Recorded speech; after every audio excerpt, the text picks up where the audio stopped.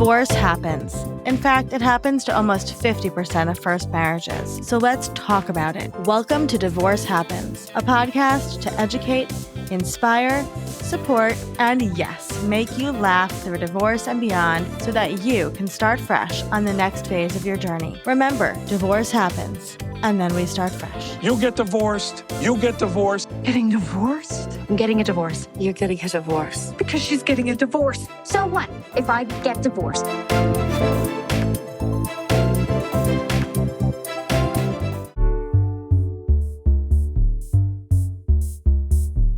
Hello, hello, hello. Welcome to Divorce Happens, the show where we support you before, during, and after divorce with education, inspiration, and a little bit of laughter. Because as you know, divorce happens and then you start fresh.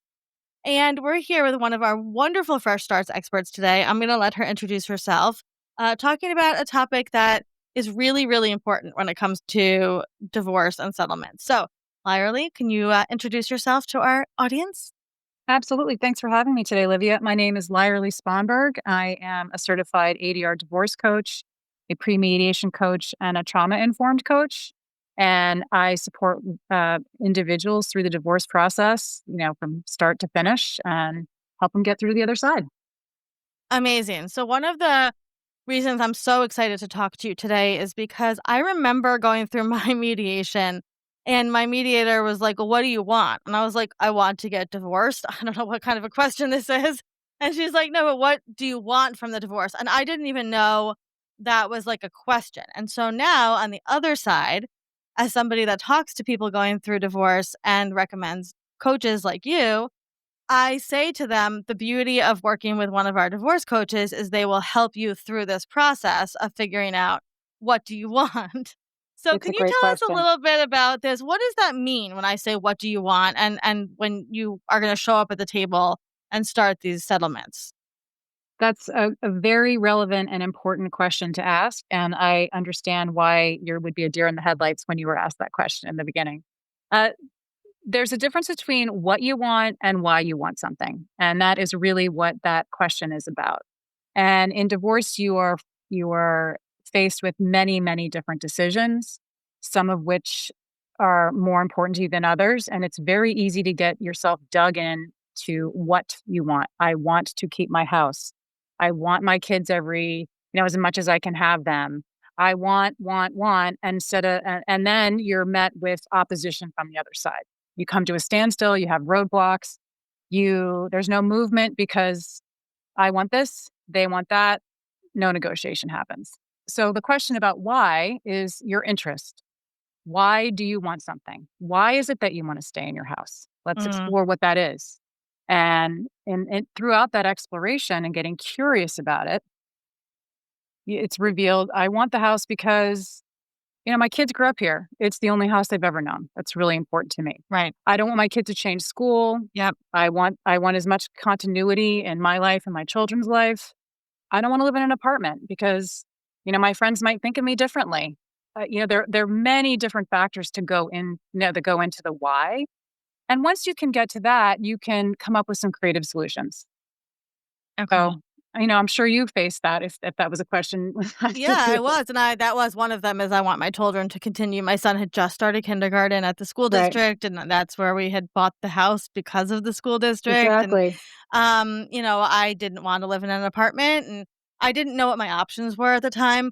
And I think divorce touches every single aspect of our life, right? So what are just a couple of the things that you work through with clients on their why? Like, obviously there's custody, property, you dig into all of that?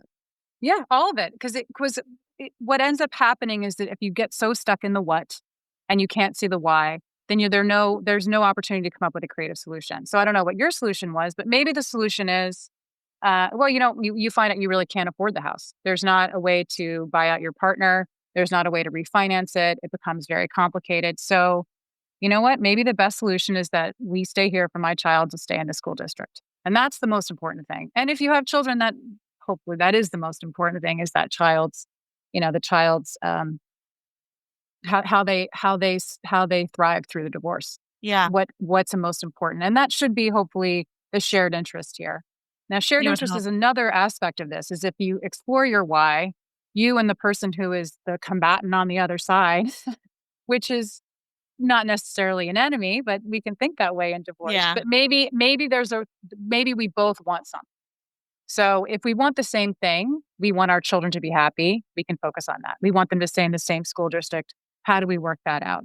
And in mediation, you can agree to whatever you want as opposed to litigation, which is, Mhm. another aspect of it. Yeah. So if that's important to both parties, that becomes the focus instead of, no, I want this. And then you can get creative about it. Hopefully you can keep your emotions in check once you focus on that. I have so many things to follow up with that. So I ended up refinancing the house under my name. I was making just enough money to Mhm. do that, and then it worked out because then I kept the house and I sold it and made a profit a couple of years later. Um, but when you start asking those questions, Lyerly, it digs, right? It's like it's like archaeology, right? Then Yes. it starts growing and growing. So as you're saying to me, well, I don't wanna live in an apartment. It's like, well, maybe there's no apartments in the school district, right? I know here on Long Island, there's, like, nothing, right, in that you could afford. So, what is your role as a divorce coach? What like, I continuously tell people it's so important to have a divorce coach. I wish I'd had one. Me too. Um, yeah. So what is your role there? Is it to not overwhelm the person? Is it to work through this together? I know that divorce coaches save people a lot of money on a legal side. If you could talk about that a little bit. So I'm picturing myself digging into all these questions and getting so overwhelmed and spiraling. How do you Mhm. help with that? Well, that's a great point. And I think it's the most important thing is you tackle one thing at a time. And often at the beginning of divorce coaching, we really explore who you are when you're at your best. Who do you want to be on the other side of this divorce? What do you want your relationship to look like with that co-parent? And if you can base your behaviors or decisions on what you want that perceived outcome to be, it can help you focus on trying to keep the temperature down. Mm, Try to minimize the overwhelm, one step at a time. And we do work on one step at a time. When we do pre-mediation coaching, we sort of tackle each one of the 5 areas of the marital settlement agreement one at a time. And sometimes we go backwards, and sometimes emotional overwhelm, or there's an argument that sets things back, and we have to dig into that mhm, and mhm. understand what those threats are and what the value threats are. Why are you angry? So it's a fluid process. It is. I did mediation and it was wild, but I was lucky we didn't have to go into court. So, I wanna just take a few steps back because there's a lot of people who might be listening to this for the first time. What are those 5 you said there was 5 elements of the, like, kind Marital of settlement agreement. yeah, what does that look like? Well, there's an acronym. It's PEACE. So parenting plan, equitable distribution, alimony or spousal support, child support, and everything else. Okay. Okay. So we tackle those one at a time.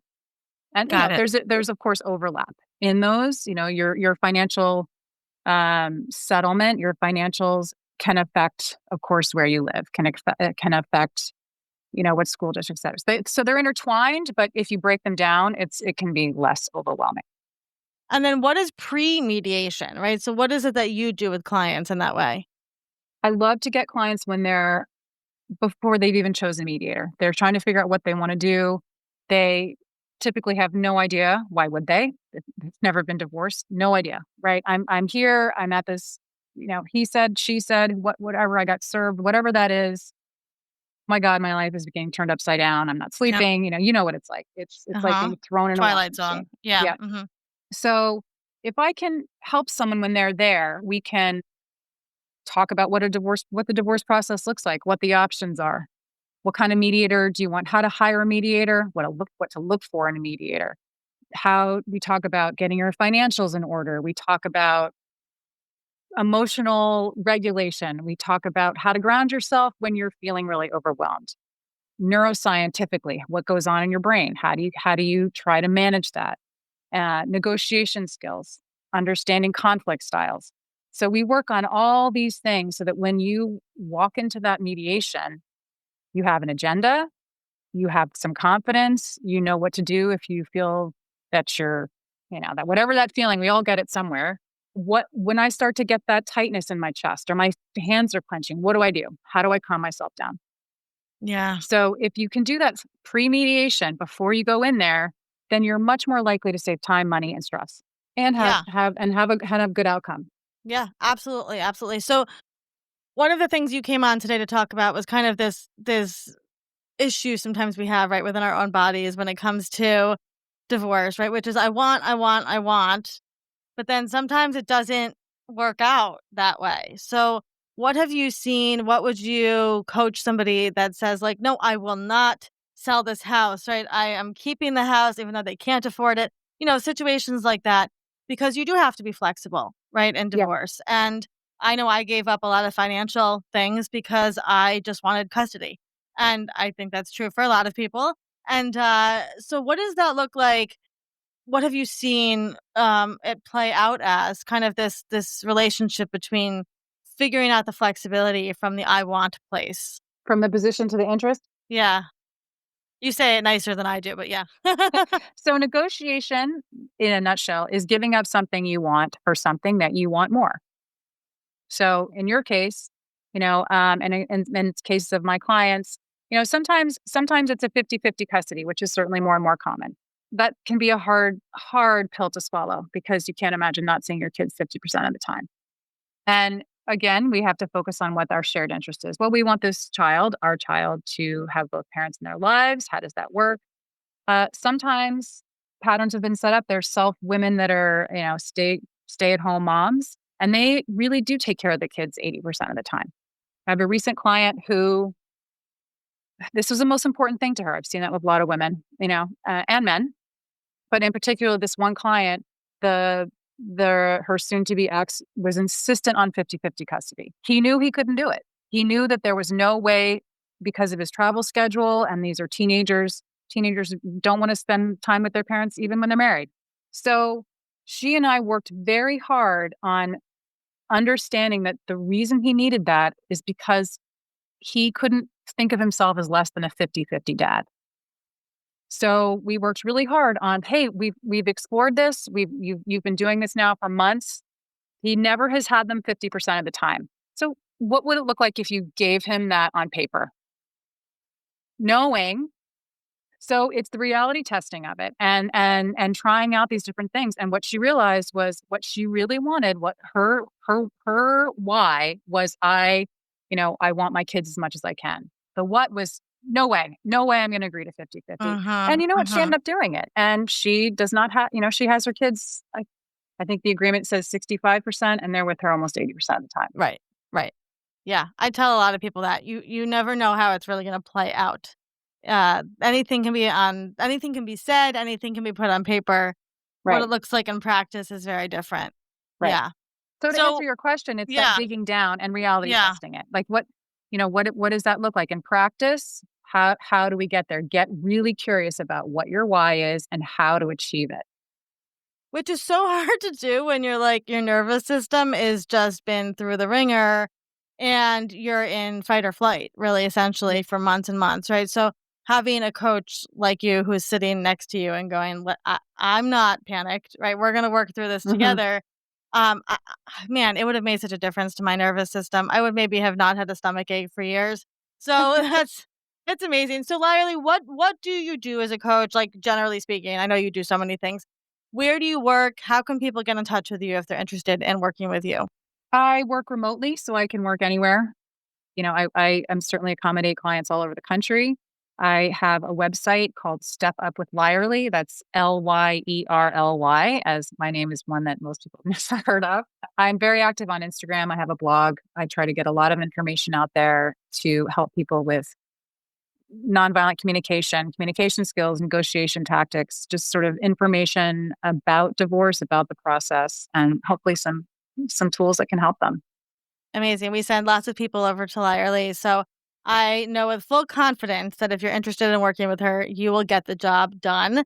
And she is I wonderful appreciate and that. she's been through it. So she understands what it's I like. have been through it. Yes. Yes, that helps. That helps. Before we let you go, What would be some words of encouragement that you could leave somebody with if they're listening to this today and going through a divorce? Well, I think some practical strategies to take away based on this topic are to really try to think about name your fears. Name what you're really most afraid of and sit with it. Sit with what that is. Try to really identify what your fears are and identify your core interests and lead. If you can lead with that interest, in conversations and in, from your heart, you can come to some understanding about what your why is.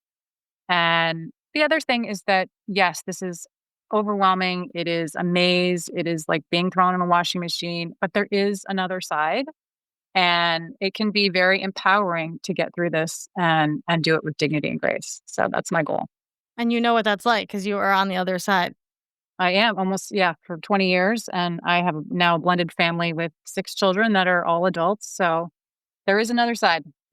You don't look like you have 6 children who are all adults, just for anybody listening. Amazing. You can always find Lyerly at Fresh Starts over in the expert guide. You can send me a message at Olivia Howell and I will connect you, or send us an email at hi@freshstartsregistry.com and we will connect you directly to Lyerly as well. Lyerly, always a pleasure to see you and speak to you, and thank you for the work that you do to make this world a much easier place to be.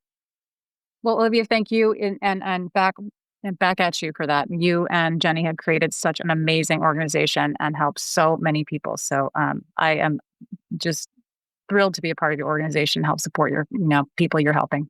Thank you so much.